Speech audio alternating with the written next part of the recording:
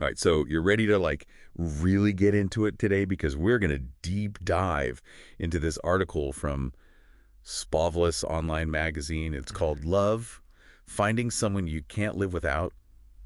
Yeah. And I think that the fact that you shared this with me, it seems like you're looking for more than just the surface level advice about love. Right. You want to understand what it really takes to actually build a lasting connection with someone, a meaningful connection. Am I right? You are spot on. I think that's what we all kind of crave Deep, deep down. deep down, yeah. So this Good. article is not afraid to really get into some of the hard stuff. Yeah, it doesn't shy away from it at all. No, it doesn't. Okay, so let's just get right into this. The article kind of kicks off with this really powerful quote, Yeah. and it says, love is not finding someone to live with, it's finding someone you can't live without. Pretty heavy, right? It is, and it's attributed to Rafael Montañez Ortiz, although there's debate about whether or not he actually said it. Oh, interesting. But the sentiment is powerful. The sentiment is powerful, Yeah. and I mean, it really does make you question, right? Like, are we settling for convenience over genuine connection? I think that's what the article's getting at, and I think that it's something that we all grapple with in today's world, you know? It's Yeah. like, are we really looking for that deep connection, or are we just looking for someone to, make life a little bit easier? Right, yeah, like share the bills with or something. Right, exactly. Yeah. Or to just not feel lonely on a Friday night, or, Mhm. just sort of like have somebody there. It's like a warm body. It's tough, right? Because the article kind of goes on to talk about this whole like disposable culture with dating, Hmm. where swiping left and you know prioritizing convenience over connection seems to be like kind of the norm. Absolutely. It's almost as if relationships have become another commodity in our world. Well, and it's easy to see how that's happened. I mean, we live in a world where everything is so fast paced and, instant gratification is the name of the game. And I think that bleeds into our relationships as well. Yeah, and and I think that's what the article is trying to say is like, is this a result of like individualism, fast paced, living, fear of commitment? I mean, I think all of that comes into play. all of it, right? I mean, I think it's kind of like a perfect storm of factors that have led to this disposable dating culture.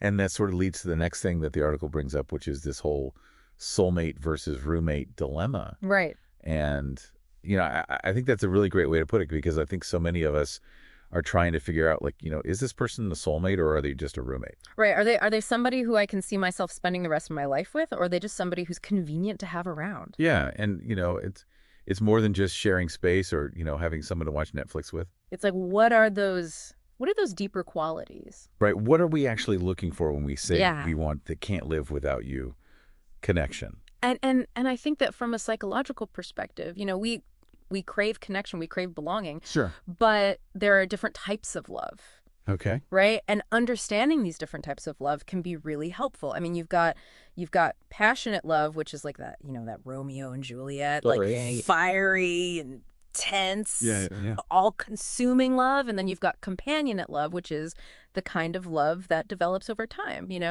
It's based on friendship, Rob. trust, shared values. Okay. So like the slow burn. The slow burn, exactly. Okay. Like Jim and Pam from The Office. Okay. Like that kind of love that kind of sneaks up on you. I'll check. Yeah. So both types of love are important, but they manifest differently. And I think what this article is saying is we need to look for that love that goes beyond just the initial sparks. Yeah. It's like, yeah, we all love the initial sparks. We do. But it's like, what happens when the sparks fade? Right. Is Yeah. there something more there? Yeah. That's what we're trying to figure out. Right. Is there a connection that can weather life's storms? Yeah. A love that makes you say, I can't imagine my life without this person. Well, and the article brings up a good point about conflict.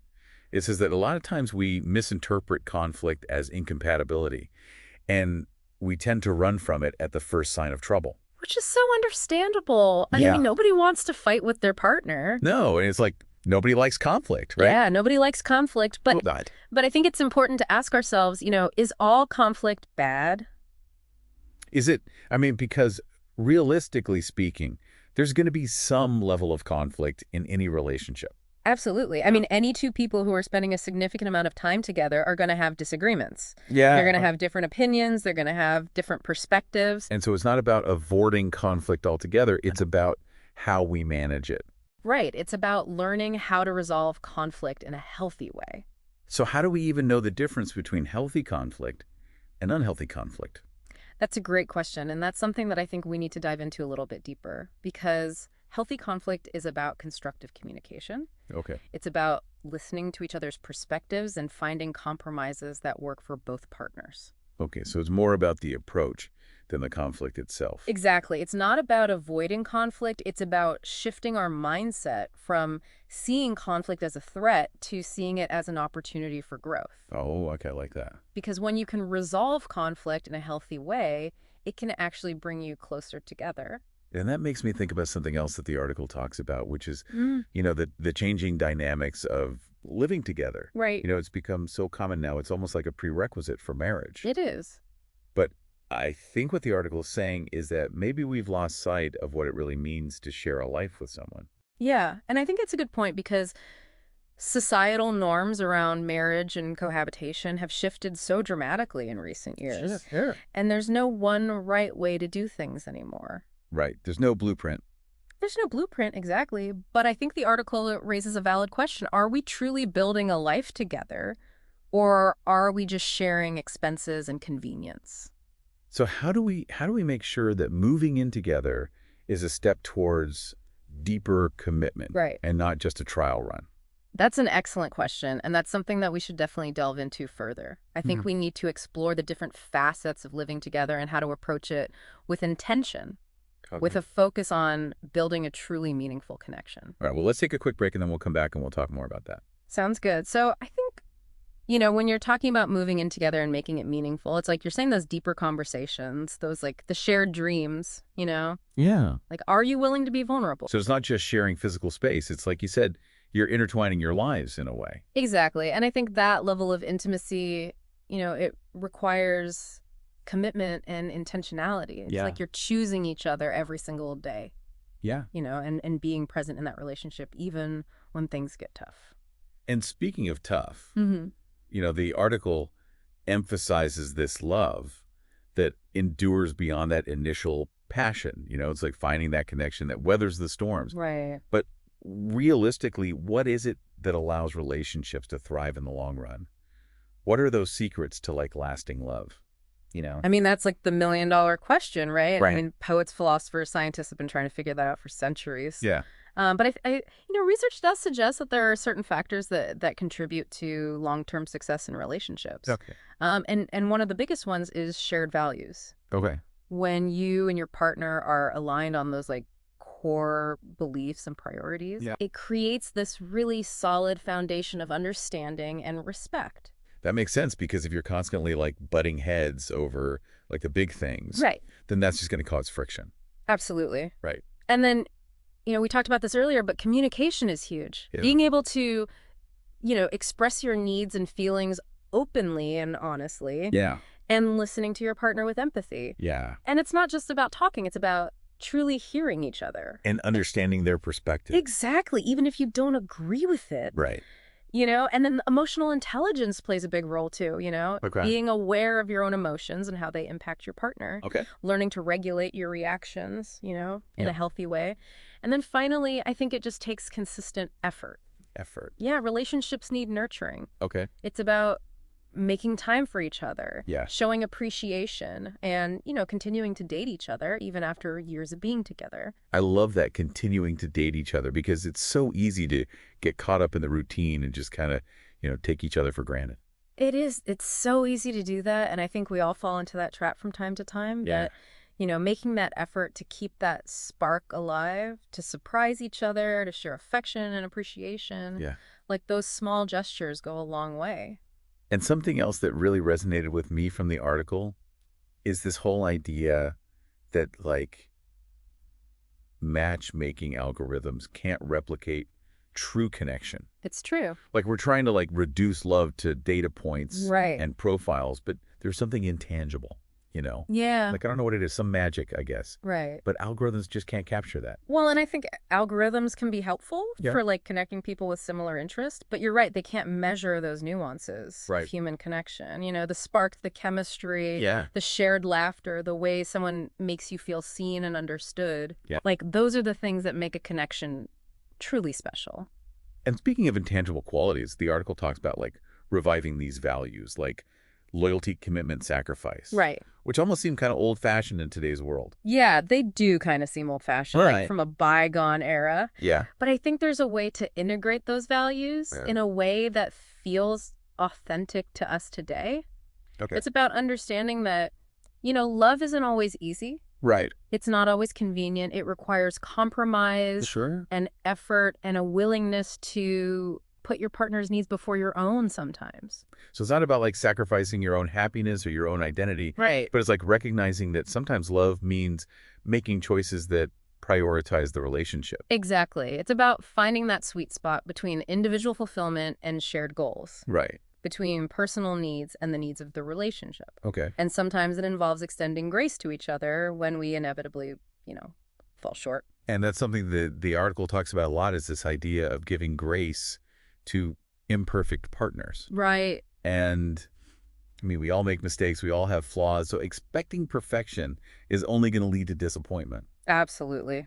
I think forgiveness, empathy, understanding, Yeah. these are crucial elements of any lasting relationship. Okay. We need to see our partners as human beings, Yeah. with their strengths and their weaknesses, and love them unconditionally, Unconditionally, even when they drive us crazy, especially when they drive us crazy. which is probably most of the time, let's be honest. Probably I right. mean, it's easier said than done, though, right? It is definitely easier said than done. To like give that grace and that forgiveness. It is, but I think it's important to remember that we're all works in progress. Yeah.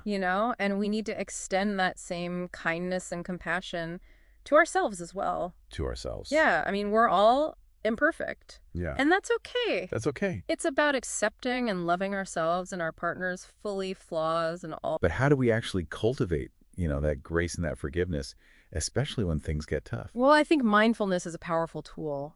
When you feel yourself getting triggered or judgmental, just take a pause. Oh, Observe your thoughts and feelings without judgment. okay. And that can help create space between your reaction and your response. Oh, so it's like catching yourself before you spiral out. Exactly. Okay. I like that. And then another helpful practice is focusing on your partner's positive qualities. Okay. It's easy to get caught up in their flaws. Sure. But what about all the things that you love and appreciate about them? Yeah.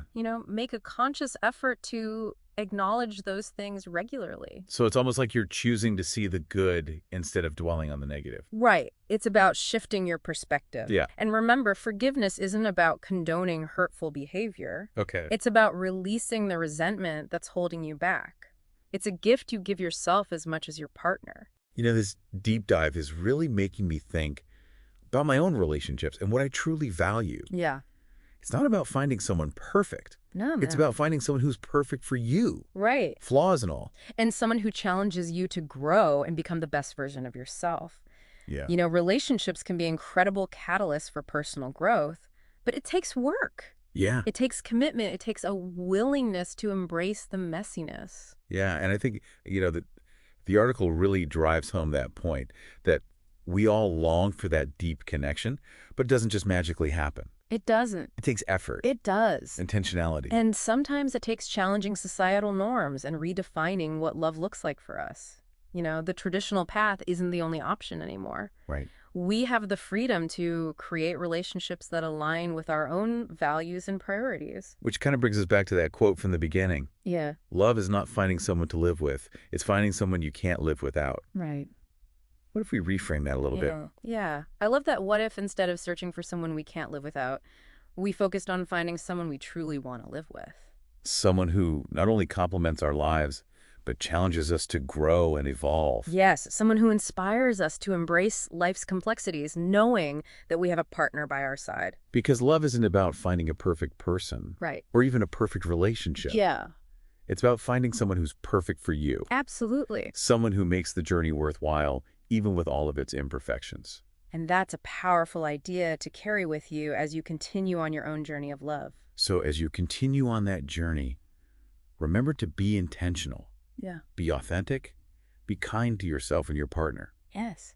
And most importantly, be open to the possibility of finding someone who makes you want to say, yes, I choose to live with you through all of life's adventures. because that's where the real magic lies. And that wraps up our deep dive into the complexities of love. Great conversation. Until next time, keep exploring, keep connecting, and keep believing in the power of human connection.